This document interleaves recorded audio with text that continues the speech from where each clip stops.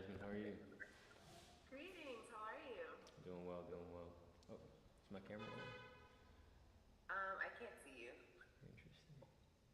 Okay, there you go. Oh, I'm here now. Cool. So we actually have so much in common. I was looking at your Okay. website Okay. and both have an MPH, which is really interesting because I feel like sometimes people are like, well, you are a health tech founder, so maybe not so much for you, but sometimes folks are like, what's the connection? Like, how did you go from public health to here? So I'm excited to be in conversation with you today just to learn more about your journey, see how things are going in your company. Yeah. I have a couple questions for you too, just to get a better understanding. But yeah, thank you for your time today. Yeah. No. Thank you as well. Do you mind if I record our conversation? Sure. Yeah, Okay. that's Cool. fine. Just love AI notes. That way, I don't have to make sure we keep track of everything. Like record with Gemini or okay. Yeah, with Gemini. Yeah, yeah. Yeah. Cool. Okay, Um, cool.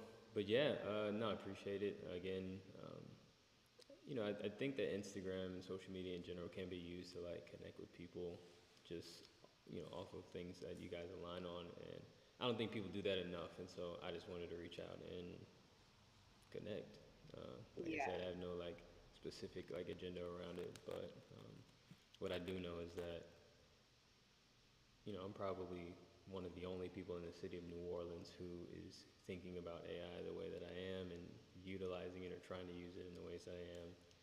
And I started a little club in the city around it recently, and there are a few people who kind of are using AI specifically for building tools and websites. So that's been nice. But yeah, just especially black people. Black people were not really looking at AI like this is our opportunity to create our freedom, which I think it Hmm. is an opportunity. And yeah, most people. You might, yeah, I think you actually know him, um, Osa. He runs a brand called New Orleans. Hmm. He's been giving me a hard time about AI. and me, Oh, okay. I don't think I know him, you may not but know him. I think he does follow you though. oh, okay. Yeah, yeah. Osa, what's their handle? He's Nigerian. His handle is New Orleans, so like Oh, no New Noir, Orleans. Oh, no okay. Noir lands. Yeah. Yeah, that was something that stood out to me on your website. You had this line about something along the lines of like, not necessarily for like, I'm paraphrasing, so bear with me, Sure. but like something along the lines of like, not solely something for revolution, but for innovation purposes. And I kind of see AI in a sense as kind of like a guerrilla warfare strategy where like I'm a revolutionary by nature. And so I've been maybe similar to what you're experiencing with OSA. I feel like I'm getting a lot of pushback too from certain people in the community because, I've it can seem like the missions are kind of diametrically opposed, but the way that I'm engaging with it, I'm like, no, y'all, this is the new front lines. Like we have to adapt our strategy for liberation if we want to be successful. Like Yeah. we can't just keep replicating, what we did in the past. Not saying that like frontline protesting and things like that don't have power and that they aren't relevant in certain contexts, but I yeah, I'm in agreement with you that like we have a real opportunity here to see a massive like transfer of wealth if we're Yeah. willing to kind of tap in. Yeah. Yeah. Absolutely. So I know you said in the DMs like that you all were starting to think about ways to like include AI and things like that in what you've developed. So I'm just curious now, is does AI play a part in the current iteration of the application that you have? Yeah. So a little bit. Only really with the health score algorithm that updates in real time based on Right. lifestyle changes. So when someone first downloads the app, they answer like 14 questions based on the 7 different categories of health that we track. And then as they change, so does their score. So if they go on a run one day, their score will go up a few points. If you get 3 hours of sleep, score goes down. We also have these rules that we can create based on like different categories or characteristics of a user. So if they or a woman, with a BMI of X and a health score of Y, we know that they may be at risk for certain conditions. So we'll say anytime anybody hits that mark, they'll receive a specific push notification. So again, it's not, I would say simple AI instances in our platform right now. Wait. But, Oh, oh, did you lose me? it cut out for like a quick second. Like Gotcha. you froze for a moment, Okay. but you're back. Okay. Yeah, so yeah, basically just minimal AI right now. Now, our developers, we outsource our development. We basically run on a white label platform. Companies based in Zurich, Switzerland, they've been great. They've invested a lot into us, really enabled us to get to where we are now. But with everything that has changed over the past 4 months, with anybody now being able to create technology just by talking to a chatbot, it's making me want to take more control of our technology. Because the main reason we're even working with them, it's like 50 grand a year, which is pretty reasonable for all that we get. Right? We get a full 24-hour support team. We get all the security. I was, I would always tell people, if you can find me something that is just as cost effective, gets me the same amount of stuff without me giving up as much of my company as I would have to get a full-time developer on the team, then I will switch. And in a sense, I feel like this moment is that other option. Now, I'm not, like, we're not just going to jump ship and, just kind of abandon the app. But, I've been talking to our developers, and it doesn't really seem like they're going to be able to or even desire to give us what we're asking for in the sense of being able to update our user experience in relative real time based on feedback, and kind of turn our app into a closed loop AI tool. And they said it's easier to go from 0 to 100 than it is to like rebuild. And I'm just like, okay. Yeah, Such, I believe that. hmm Okay, so right now the health score algorithm is giving users, and most of your users are like Black folks. hmm Okay, so the health score algorithm is giving Black users personalized recommendations based upon how the user is, the information that the user is giving to the app. hmm So who audited the values that are embedded in that model, and is it being trained on data from the community, or hmm has it been adopted from like general population data sets? Yeah, it's based on general population data sets. So I mean, it's based on several years of clinical health data, but obviously we Okay. aren't represented in most of the clinical health data in the world. I would say that it's robust in the sense that it's based on like many years. I think 300 million person years of clinical data inform the score. So I would say that in some sense it's accurate. Again, but ultimately any data set, no data set will really map onto the Black community because there just isn't enough of us represented in any of the data. And so part of our position here was that we were going to be gathering more Black data to help better inform a Black version of that algorithm, for example. Um, but as far as its utility to an individual, independent of race, I think it's fine because again, most of us aren't even aware of our current health status or even thinking about our current health status. So, you know, as long as someone is a little moved by the idea that their score is 460, it effectively does the job that we're trying to accomplish, which is to help people become aware of their current health status and start charting a path to better outcome and be able to see measurable progress on that. So every time you go on a run, you'll see your score go up. You understand that up is good, whether the score is based on this, that, or the other. So from like a consumer standpoint, it's not that critical, um, but from a I guess policy and medical implementations perspective, it matters. But again, at this point, anybody can start to develop a health score algorithm. Mm-hmm. So, Got you. Yeah. No, I think that makes sense. I'm thinking about over time how how the trust can be maintained between what the algorithm or like what the app itself is communicating to the users, because we know like personal health data, um, all of it can be like a very sensitive Mm-hmm. topic for people in general, but especially if you're just kind of entering into the space of taking your health seriously. And so I'm Mm-hmm. thinking of, if your algorithm were to make a recommendation that was technically accurate, but potentially culturally harmful, would there be a way for you all to catch that before the user actually did? Um, so as far as recommendations go, and maybe you can give me an example after I share this, but as far as recommendations go, we don't obviously make any like medical claims or things like that, right? We're not putting ourselves in those positions.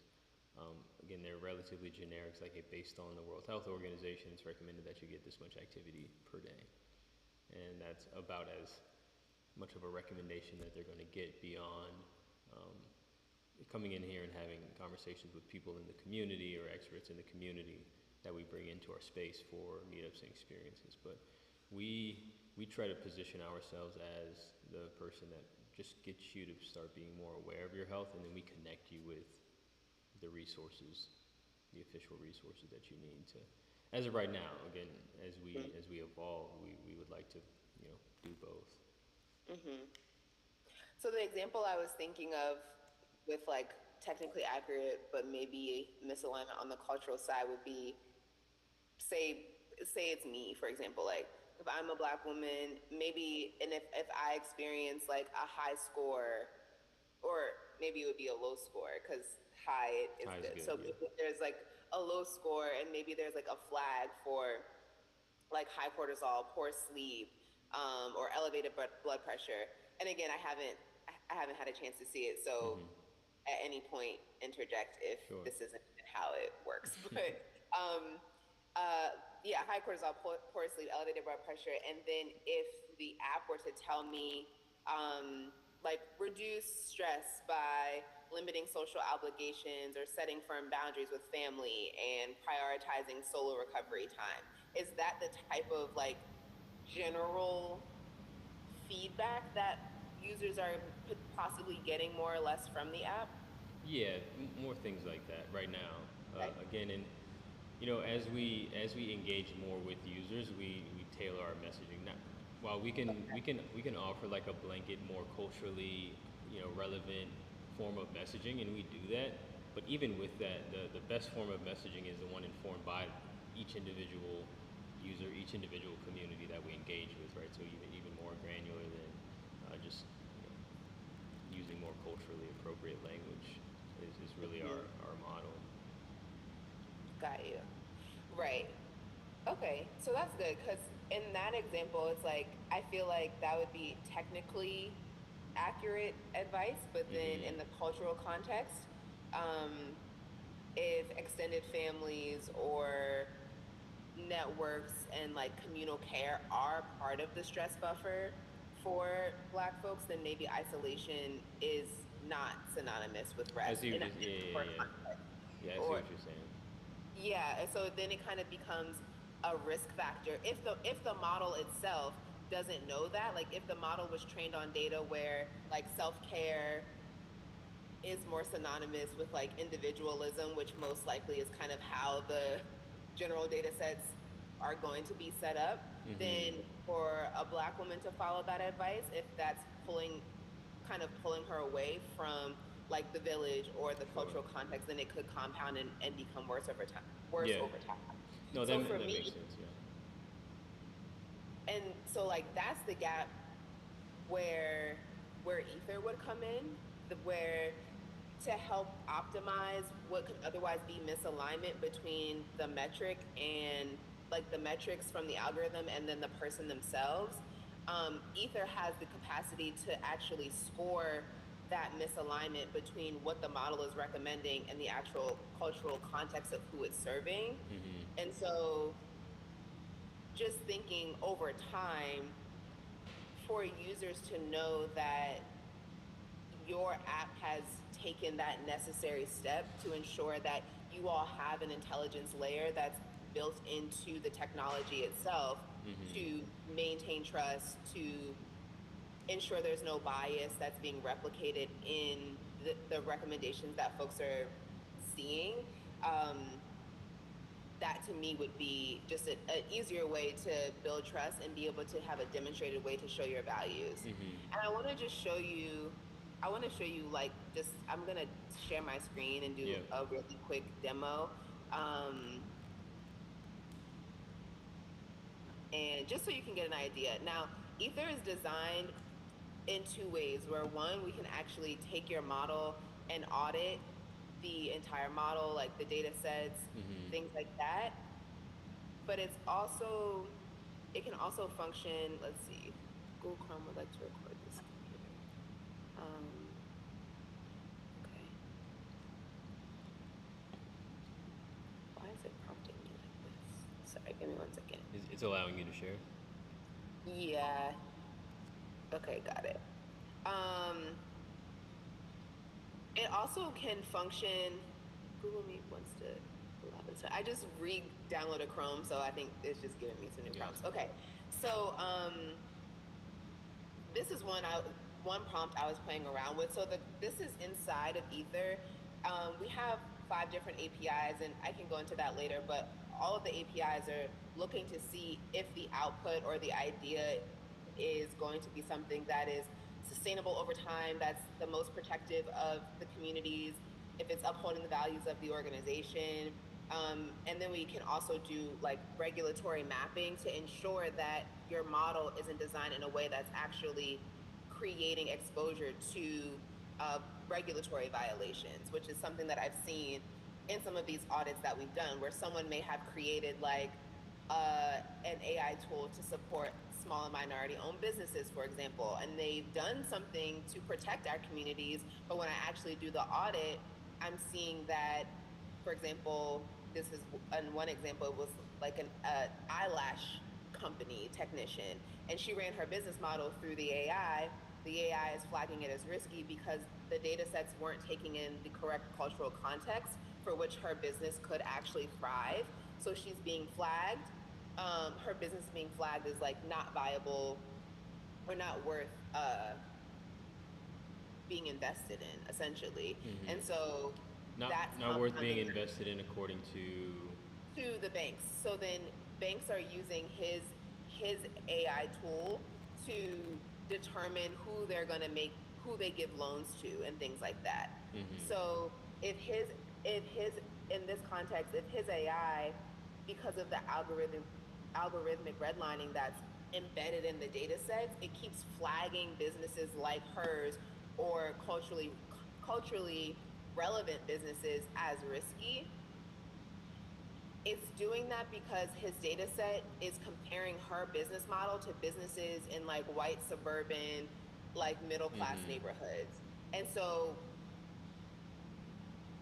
that's why it's being labeled that way. But if the data set was different, or if he had an intelligence layer built into it like Ether, then Ether would be able to catch those flags before it's generating the final output. Same with like a workforce development AI company that we did an audit with similarly. They've created this system, this platform, folks are submitting their resumes.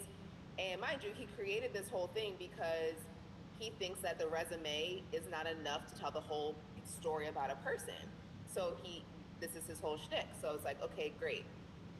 When Ether ran the audit, we were able to see like, hey, you flagged this resume as needing additional workforce development or not being ready for hire. And the reason your AI flagged it is because they had a gap in their resume from 2019 to 2021.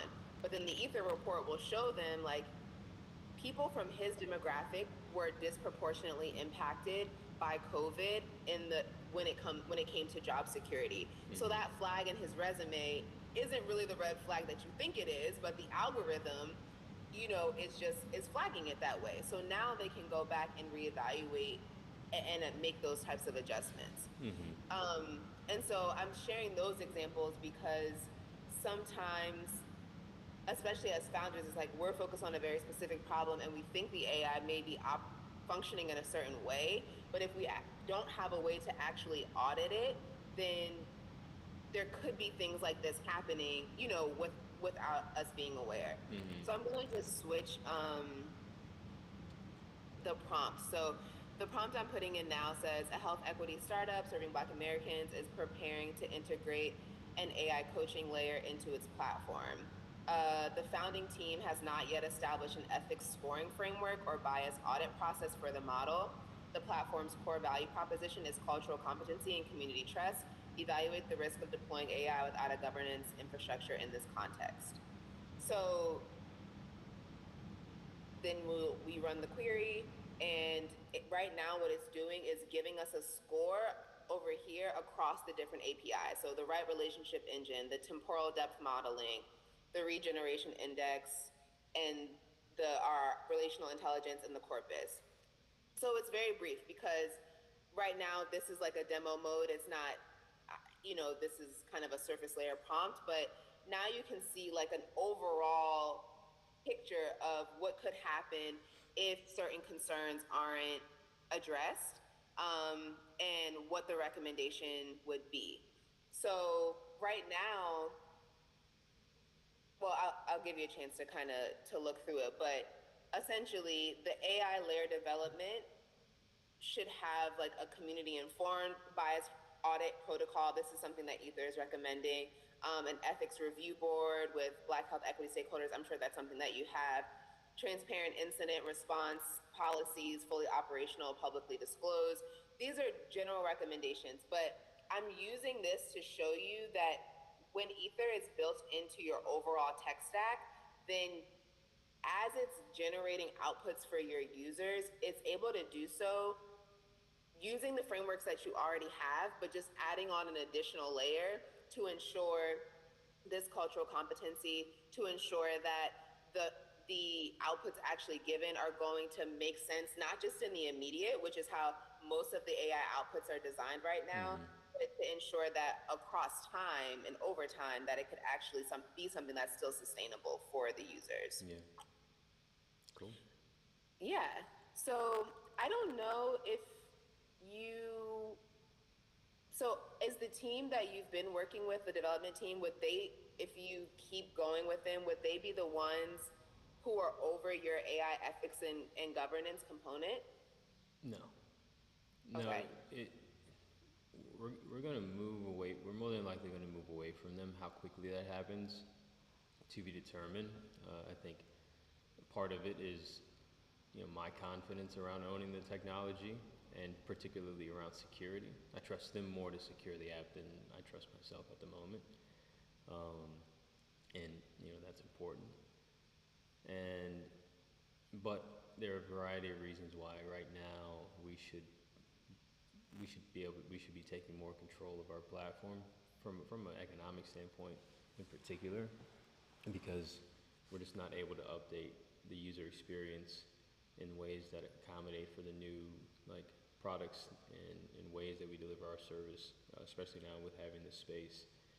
They're just not able to adapt quick enough. They like everything that we're doing. They think that like we're probably probably the only innovative company in their portfolio, because they work with 30 of the largest health insurers in the world. So they're primarily B2B, and these companies license their technology, so on and so forth, their algorithm. And we're this like one or two startup use case, one of the two startup use cases that they have, and they're just not, again, optimized to be flexible in the ways that we need them to. And so again, I've already kind of built the new app. Um, you can actually pull it up. I don't know if Cool. I don't know how the quick audit process works, but it's just bearconnect.com. It's a web app right now. Okay. Um, Let's see. and and yeah, this we have to build it right from the beginning. I think that's important. Um, and a lot of the principles that you were talking about are definitely what we're thinking. Um, Long term, do you think that, yeah, how does what you have built become defensible, or how is it, would, yeah, what you built defensible over time? As you know, people say like, oh, I could, you know, just be more mindful in how um, yeah, how I design it, or yeah, be more thoughtful, think about these things um, on my own, right? Like, what are you thinking about as far as like, yeah, defensibility of your tech or your product and your idea? Yeah, that's a great question. So I would say it's really the ether corpus rag that we have um, is decades worth of information that has gone into the rag, and that's something that can't be replicated, Mm-hmm. and it really can't be bought outside of licensing ether. Then of Mm-hmm. course now the rag is plugged into your stack, but really that's the defensibility, is that we have taken decades worth of work in this time, but the work itself extends, eons back to inform how our algorithm and how our frameworks are actually coming up with these scores. Mm-hmm. So that's kind of the short answer in terms of defensibility. Gotcha. Cool.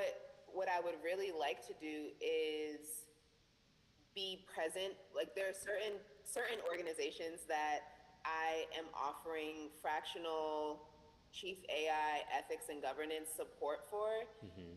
Be able to just work more intimately. Of course, I'm selling the product. It's $30,000 for the year to license Ether, but for some organizations, it makes sense if depending on the type of company that it is, for them to just be able to plug in. For for organizations that are looking for more robust support, I would say, in terms of actually thinking through AI ethics and governance. And I'm seeing this more so with companies that have technology that are making a lot of decisions and giving feedback directly to users that could be impacting their actual lives. Mm-hmm. um, Finding that there's more of a need for kind of like hands-on support to integrate ethics and governance into the overall Mm-hmm. structure of the company, but then the product itself.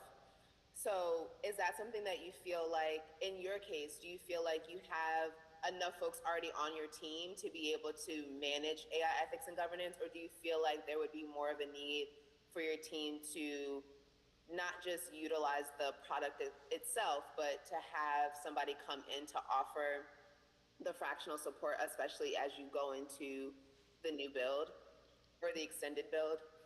Yeah, I mean, definitely leaning toward the latter. Um,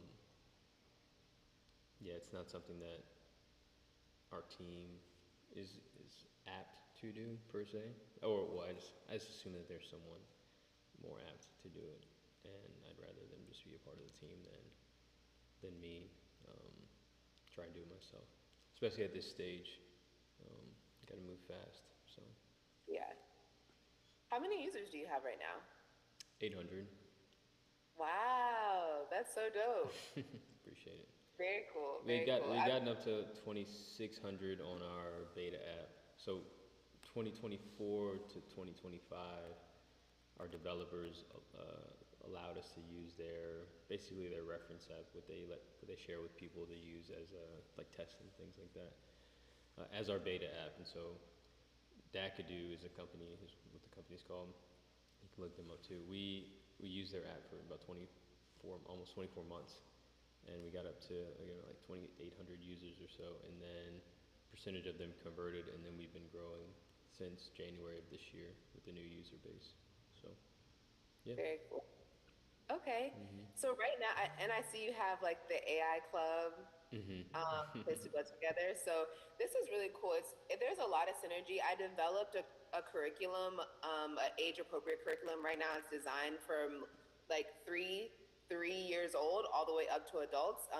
There's a preschool that wants to adopt it, and so there's it's a yeah an AI curriculum that's centered in the values that we have within Ancestral Intelligence, which is the parent company. Ether is the product, and so I would be interested in bringing that curriculum to you, to your community, Mhm. supporting you in a fractional capacity with what you're doing, and also being able to give you access to Ether. Just, you can play around with it even in your day to day, like just as you're ideating on certain ideas, you can put Mm-hmm. individual queries in it, even if it's when it's not being used in the mode to evaluate the actual back end of your model, it can still be used as a tool, like all the other AI tools that we have to just weigh outcomes, and you can be Mm-hmm. able to see scores across the different models, get feedback, things like that. Right.